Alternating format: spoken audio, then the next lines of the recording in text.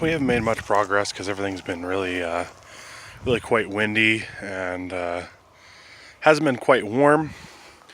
At the moment, as you can likely hear, there's like no wind, and it just happens to be that time of the day.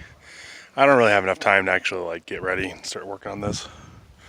If you can see it, I can't see the screen, but we haven't really made any other progress on this. We're kind of hoping on getting some gravel to go ahead and work on it. That way we can put the blocks on gravel. They have extra runoff. That's what we should have done to begin with, but we didn't have the money.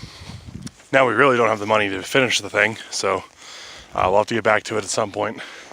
But I figured I'd share with you guys just a little bit of what I'm thinking over here.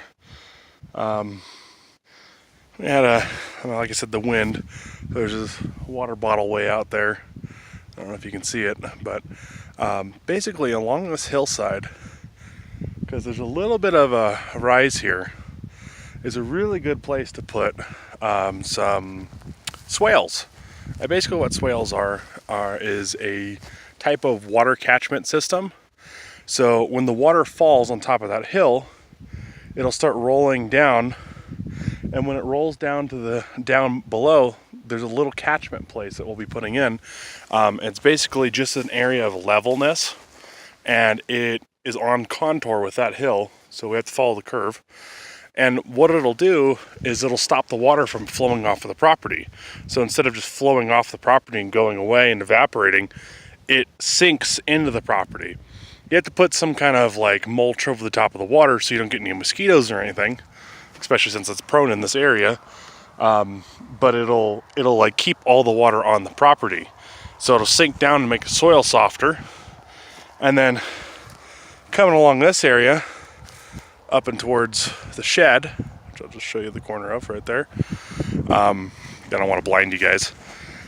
But we'll be putting in some hugelkultur mounds. And hugelkultur mounds stand, pretty high.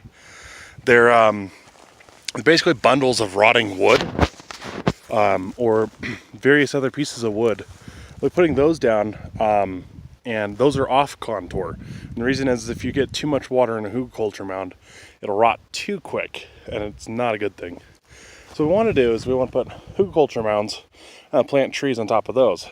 So we'll have the swales all the way down on the hill.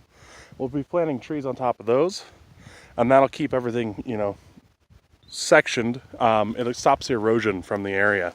So that'll allow us to keep any kind of erosion or anything down to a minimum. It'll also keep all the water in. It'll feed the trees. The trees build the soil. And considering how hard the soil is, it needs some building. It needs a little bit of love. But beyond that, that's the main idea for now, is just to start with this hill over here and just start working the hill and get it into a nice growing area. Otherwise than that, I have plans for over by the shed, just behind it, as you can see. I want to put in kind of a smaller garden over there, back behind. Maybe a trellis with like some kind of vining plant, like maybe a passion fruit if it grows in this area. I'll have to look into that. But that'll kind of stop the road noise from over here, because we have this road on this side. It's all dirt, but people blow through here at like 60 miles an hour. It creates enough noise that it's kind of a little bit of a bother when you're in a thin, like, kind of structure. So if I can noise dampen a little bit, I want to. So anything I can put between me and that road will be way better off. But beyond that, that's the majority of the property. It goes over the hill and then down a ways on the other side. So in the future, I'm thinking on expanding to the other side of the hill and throwing in some swales over there and stuff. For the people who own the property, they want to put in a well, and that'll work perfectly with my idea, because the swales will catch the water. They'll charge the land with a whole bunch of water. That way it builds up over time, helps aquifers down below us, washes away anything that poses to be a problem. I don't know how they're going to set it up with their septic tank when they want to put their septic tank in. Personally, I'd prefer like composting toilet, and that's mainly because it doesn't go down into the water below. so it doesn't spoil the water in the area. I know septic tanks have this kind of, they churn, basically. They have a biological process of breaking down everything that goes into them, and then they work on it, and that's when it comes out, is on the other side after it's been processed and kind of like burnt through. But it's just, I don't know, I'd rather have it dry on the topsoil growing something that I'm not going to be eating. Like, I'd rather have it, on like, bamboo or something like that I'm not going to be eating specifically, or that creates like a wind barrier or something like that. That's another one. That's why we want to put trees all around the edges and everything, is to stop the wind from coming through. We get a lot of wind from that direction where the sun's setting, and it's blistering. It comes through here fast. It shakes the turtle, it shakes the RV. I mean, it's blistering wind. And then when it's cold when it's blowing wind. Like, right now it's probably 40 degrees outside. It's not a bother whatsoever.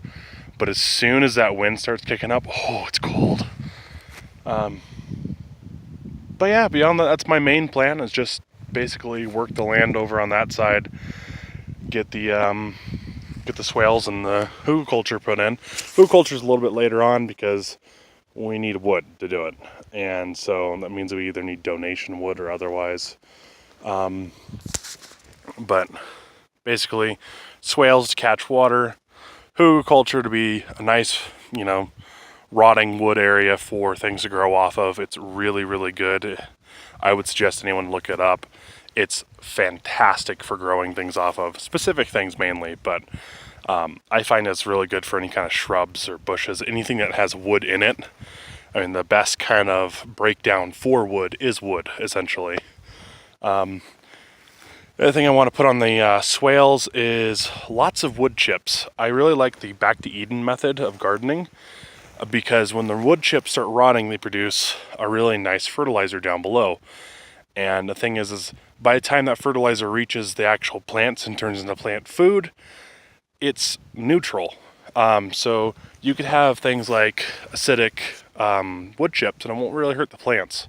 The other thing is it acts as a mulch to keep things like weeds from growing up and sprouting up out of your stuff. So you only plant what you want to plant there. The other thing is it keeps all the moisture down in the soil. So the best thing I can do, I think, for this property is, because it's very dry and hard soil, I want to put a lot of moisture into the property, and we'll see if we can get enough moisture that the plants can kind of keep on their own. Because my goal is to have, a neutral state. They may want a well, but the thing is, I don't know how long it's going to be. I don't know how many years, if they're planning on, next year or what. But I want to set it up so we can have more water on the land naturally, where the plants will grow absolutely naturally, and I don't have to really do much. Because I really want to get to a point where it becomes a food forest, where I don't have to do anything. It just produces plants and food for me. It takes a long time to get there. I'm not expecting to get there till maybe 5 years from now, but that is if I'm still here. If not, I'll always instruct the owners of the property how to take care of whatever I make. I'm going to talk to them about whatever I make, so they know where I'm at and they know where I'm coming from with it. That way they can help set it up as well, or they can help grow it and create it into its own little food forest. Because that's what I really want to do, is I want to create the environment that's normally in a forest here, so it'll start growing. And mainly I want to focus on trees, because they don't take a lot of maintenance after you're done with them, at least from what I know.